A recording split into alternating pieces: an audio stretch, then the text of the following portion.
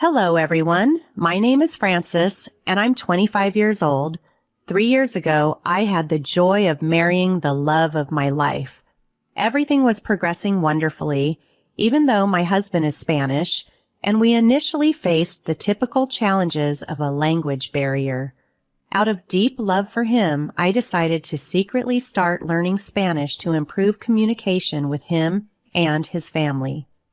My husband, Raymond, and my mother-in-law, Maria, were completely unaware of my efforts to master Spanish. My dedication paid off, and I became quite fluent, confident that I could manage on my own if I ever found myself alone in Spain. You might wonder why I didn't reveal my new skill to my husband. Honestly, I was a bit timid about it. Speaking someone's native language can be daunting, especially when you're with them all the time. However, I realized it was time to break the barrier and start using Spanish with Raymond and Maria to enhance our interactions. Ironically, holding back on speaking Spanish initially turned out to be fortuitous because I stumbled upon some surprising information one day. It unfolded like this. "Hello, Mama. How are you? Thank you for coming over this lovely Sunday afternoon," Raymond greeted his mother. "It's our pleasure, Mom," I added. "Hello, my daughter. How are you? I'm so glad you included me," Maria responded warmly. "You're always wanted and welcome here," I assured her, as she brought Kaiser rolls and brioche for our afternoon tea. "How lovely. Thank you so much," I expressed, inviting her to sit. "The food will be ready soon." "No, I did most of the prepping, don't worry," Raymond whispered to his mother. "Thank God," she sighed in relief. Hearing this, I was taken aback. Maria had always praised my cooking, so her relief at not eating my preparations puzzled me. At the moment, I assumed she simply preferred her son's cooking that day, perhaps seeking a taste of nostalgia. However, this incident sparked my curiosity and led to a series of unexpected discoveries. As the conversation unfolded, I overheard Maria whispering, "I hate her cooking. Why did you invite me here instead of taking me to a cafe where we could avoid her food?" "Mom, we agreed to speak English so Frances doesn't feel left out, remember?" Raymond gently reminded her. "Oh, forgive me, my sweet daughter." Maria quickly corrected herself with a smile that didn't quite reach her eyes. "I was just saying that the food looks so good. I was surprised to learn it was my son who made it." "Oh, how I wish it was you who had cooked. I love your cooking." At that moment, I was utterly baffled. How could she express such harsh sentiments in Spanish and then falsely praise the food in English? Doubting my translation abilities, I decided to implement a plan to confirm my suspicions. "Please, don't feel obliged to switch languages on my account. Go ahead and speak Spanish. I'll manage just fine," I encouraged them, hoping to catch more of their true feelings. Unbeknownst to them, I had my phone set with the Google Translate app ready to record and verify their conversation. As we all sat down to dine, the discussion that ensued left me reeling. "We need to talk about our plan. The time is almost upon us. It's tomorrow, Raymond. You need to take this seriously," Maria pressed. Using both the app and my growing understanding of Spanish, I confirmed they were indeed plotting something. "Not now, Mom. I said I'll handle it," Raymond replied, visibly annoyed. "Could you please pass the sugar, Frances, darling?" Maria asked, switching to English. "She doesn't know anything about the plan. I was just going to tell her I would be out of town." "Out of town? For what?" Confusion swirled within me. As I glanced down at my phone to follow the translations, they might have assumed I was distracted by something else. This lapse led them to drop their guard and speak more openly, revealing their true intentions. "She's not too bright. Look at her glued to her phone. We can discuss this now," Maria whispered, not realizing I was following every word. "Okay, Mom. Fine. What do you want to discuss?" Raymond sighed. "The plane leaves at 4 p.m. Are you sure you'll be able to slip away from her then?" Maria queried. A plane? Escaping me? What on earth was happening? My heart pounded as the reality of their deception began to dawn on me. sparking a mix of emotions and a determination to uncover the full extent of their secretive plans. Despite the unsettling revelations, I maintained my composure and pretended not to understand their conversation, aiming to strategically plan my next steps. "Yes, Mama, I understand. I'll take care of it. It's crucial," Raymond assured Maria. "It's extremely important. If your great-uncle doesn't see us tomorrow, he might leave the house to someone else, like your cousin or your aunt. We can't let that happen." "No one needs to know about this house," Maria insisted in a hushed tone, glancing briefly at me before chuckling. "Oh, Mama, you're so funny. Don't worry, I just said that in English so she won't suspect what we're discussing." "Who, Francis?" "Yes, oh, sorry, my love. I was just asking who made this delicious tea. It's splendid." "That would be your talented son. I'm afraid I'm not quite as skilled with these things," I replied, playing along with their facade. "Oh, darling, your cooking is amazing," Maria flattered. Then, under her breath to Raymond, she added, "Amazingly terrible, Mom. She will catch on." "She can't catch us. She's too simple to understand," Maria whispered dismissively. "I don't know, Mom. She understands some basics," Raymond cautioned, then turned to me with a probing question. "Francis, how much Spanish do you know?" At this critical juncture, I knew I had to feign ignorance to keep their guards down and continue to witness their true colors. "Oh, I'm still very poor at Spanish. I only know simple phrases, but that's about it," I lied. "That simply won't do, darling. You should learn more Spanish," Maria insisted with a sly smile. "Yes, ma'am, I will," I replied, playing the naive part. "Well, it's a good thing for Raymond and me, as we can talk about you," Maria joked with a mischievous glint in her eye. "I'm just, how do you say, kidding with you, Mascarino. We would never do that to you." "Aren't we doing it right now?" Raymond whispered to Maria, both chuckling at their private joke. Amidst their laughter, I continued to use Google Translate discreetly, validating their words. Simultaneously, I cross-referenced their statements using various apps, websites, and forums to ensure what I was hearing was accurate. I confirmed about 85% of their conversation matched with external sources, affirming my initial suspicions. It became clear that they genuinely harbored disdain towards me, mocking me openly while believing I was oblivious. Despite the emotional turmoil caused by their harsh words, I knew I needed to stay focused and continue gathering information. Their next conversation, however, tested my resolve even further. "This house is critically important," Raymond stressed in a hushed tone. "No one else can know about this. If we manage this right, we stand to make a substantial profit. It's a good thing I haven't told my wife about it. I don't want to share the spoils with her." "Everything must go smoothly," Maria agreed. "Your great-uncle Terry mentioned that the first one to contact him about this matter will inherit the mansion. We need to meet him in person before anyone else does. Then we can start remodeling and improving the place." "I can't wait to own that house in Los Angeles," Raymond mused. "It'll be my escape from my life here in New York. Sometimes I can barely stand being around her." "You're still so young. You shouldn't be tied down to someone like her. Come live with me in Los Angeles. You can enjoy your youth with women and booze, have a good time, and settle down later when you're ready," Maria coaxed. "Honestly, Mama, I think you're right," Raymond conceded. Hearing this betrayal shattered me. Tears welled up in my eyes. "Excuse me, is everything okay?" Raymond asked, noticing my distress.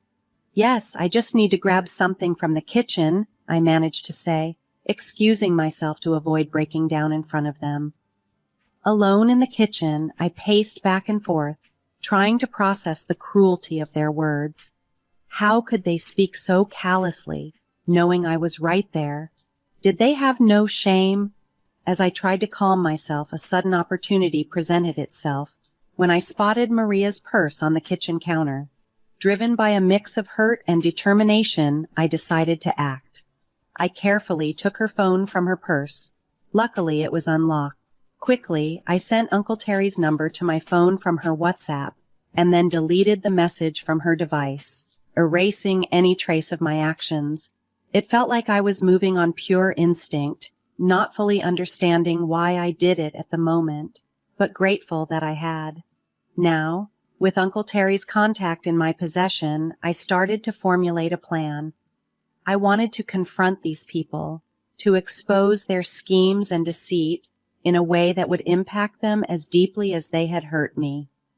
After subtly retrieving Maria's phone and securing Uncle Terry's contact, I returned to the dining room where the gathering continued, seemingly unabated by my brief absence. The conversation hadn't strayed far from their secret plans. "So, we leave for our vacation tomorrow," Raymond announced, sounding pleased. "I think it's well-deserved given all the hard work we've been putting in." "I second that. We deserve this break," Maria agreed, then turned to me with a smile. "Is everything okay, dear?" "Yes, honey, we were just discussing the weather and how perfect it is for a getaway. Would you like to do something like that?" Raymond asked, seemingly innocuous. "Maybe not today, Raymond," I replied casually, keen to see their reaction. "Oh, okay. When would you like to go then?" "Maybe tomorrow," I suggested nonchalantly, watching them closely. Both Maria and Raymond tensed slightly, a reaction I was now attuned to look for. "I don't think tomorrow would be possible," I continued, fabricating an excuse. "I asked Raymond to help me with some chores around the house."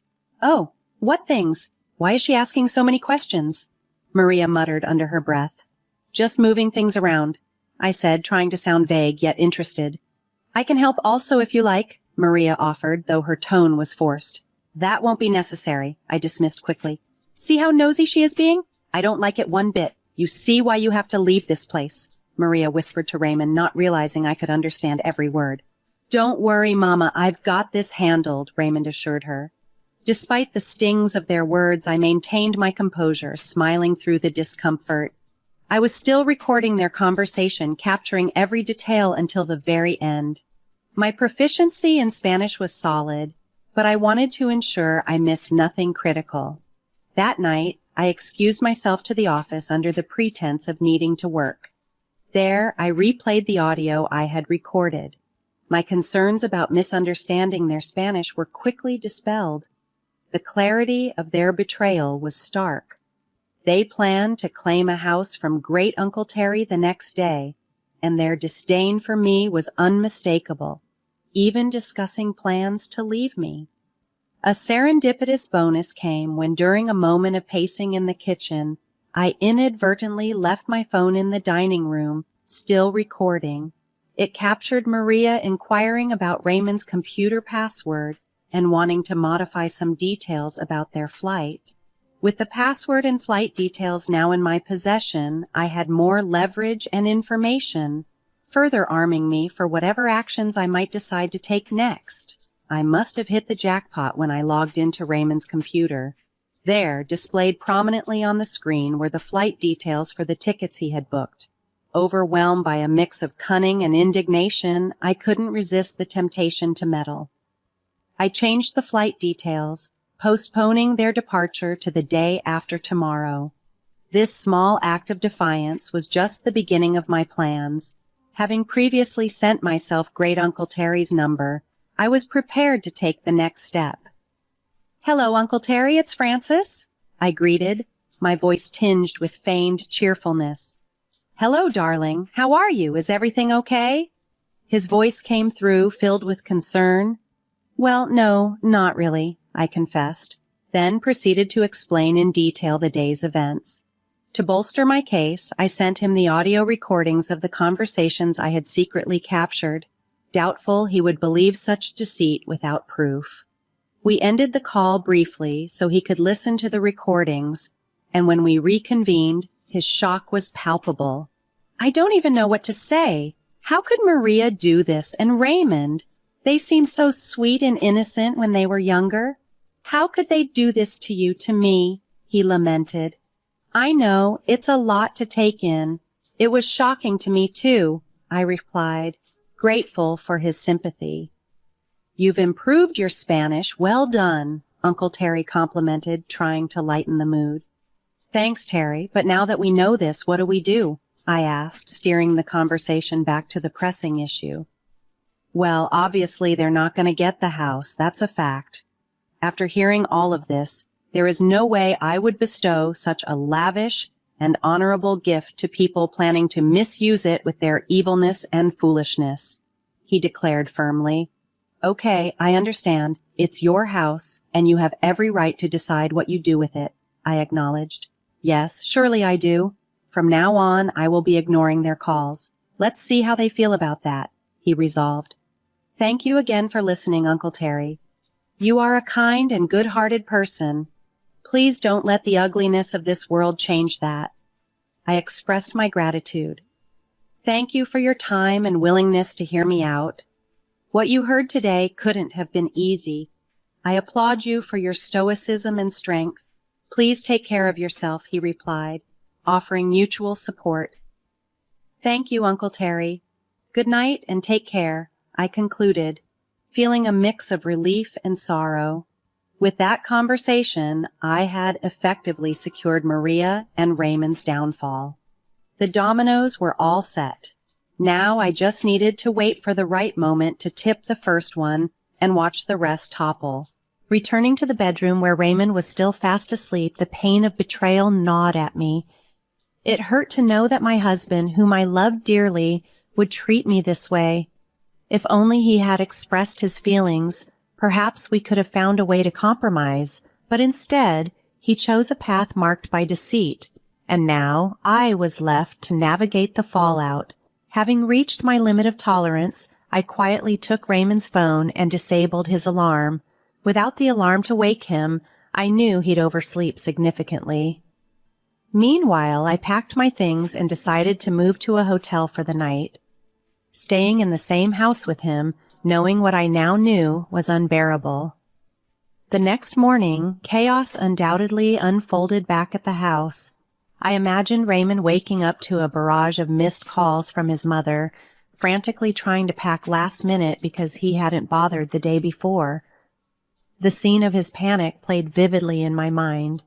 My suspicions were confirmed when I received a frantic call from him at 3 p.m. "Where the hell are you? Why didn't my alarm go off and why aren't you here?" "Oh, I decided to take a little vacation day for myself," I replied calmly. "That's nice. A little heads up would have been appreciated, though," he retorted. "Yeah, likewise, Raymond," I shot back. "What do you mean?" he asked, confusion in his voice. "Anyway, that doesn't matter now. I'm running late for my my meeting with Mom. Why are you in such a hurry? I'm sure she wouldn't mind you being a little late." "You don't understand. Anyway, it's fine. I won't be home tonight and tomorrow night. I've got a lot I need to do. See you later," he said hurriedly before hanging up. In his rush, he hadn't checked his flight details, which I had altered to depart the next day. Through the Find My iPhone app, I saw that he made his way to the airport. I could only imagine him rushing out, barely making it in time for his flight, only to find out at the airport that it had been rescheduled. I pictured him, frantic and confused, pacing up and down the terminal. Then, unexpectedly, I received a call from Maria. "Hell, you! What have you done? What do you mean, Maria? Drop the act. I know you tampered with our flight." "If by tampered you mean changed the date, then yes, that's exactly what I did," I confessed. "Why would you do that?" she demanded. "I was trying to help you out. Didn't you say you needed Raymond's help with moving some things around? I noticed you had the flight foolishly booked for today, the day Raymond was meant to help you. So I decided to change some things." "You're welcome," I said, half sarcastically.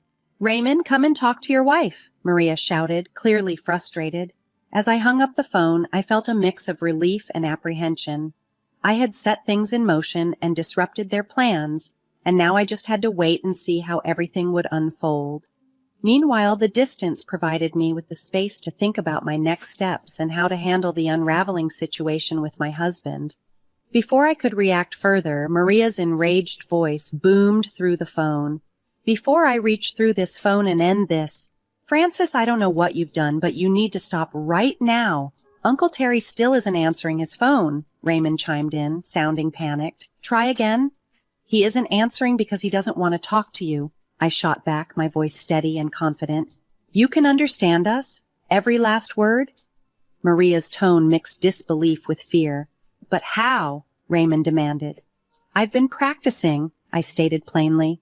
I told you, Mama. I told you she might be able to hear us, he said, turning towards his mother. So that means yesterday you heard everything? Maria asked hesitantly. Yep. Here's what's going to happen, I began, my decision firm and final. I'm going to divorce your good-for-nothing son and leave you two to your own devices. Have a blessed day. Oh, and by the way, the next time you want to talk about someone with them being right there in the room, make sure they don't understand what you're saying. Have a nice life. I hung up before they could respond, severing the conversation and their manipulative hold over me. Later that day, I received a call from Uncle Terry. Hello, dear. How are you? His voice carried a soothing warmth. I'm a bit distraught. I just had an ugly fight with Raymond and Maria, and now I'm getting a divorce, I confided, the words heavy with emotion. I'm so sorry to hear that, Francis. It's part of life, I guess. How are things on your end? He inquired gently. Well, I finally picked up that call and I gave them a piece of my mind, and they are not happy, I admitted. What did you say to them? Terry asked, curious. I told Raymond that he's an idiot for treating you the way he did, and I told Maria that she's evil for roping her son into her schemes. And I also told them that I have given you the house. You what? My shock was evident. Yes, dear, the mansion is yours, even if you get a divorce from Raymond. It's all yours, and you can share it with whomever you please, Terry explained, his voice firm and decisive. I simply can't believe it, Terry. It's too much, I stammered, overwhelmed by his generosity. I wanted this house to go to someone kind and compassionate, but also tough and strong when you need to be. And that's exactly who you are. A house is the least I could do after all the stress and turmoil those two put you through. The house is yours. Take it. With that, I not only managed to extricate myself from two toxic people, but also unexpectedly secured a future that promised new beginnings and freedom. Uncle Terry's unexpected gift was more than just property. It was a testament to faith in my character and resilience, empowering me to start anew on my terms. Despite the challenges at heart, the entire ordeal also left me with a multi-million-dollar mansion, a prize that Maria and Raymond had long coveted. The sight of me inheriting the house they had always dreamed of owning drove them to the brink, resulting in them sending me constant death threats. However, I handled their anger and resentment with an unshakable calm. Instead of engaging directly with their threats, I would simply respond by sending them pictures of various luxurious parts of the mansion.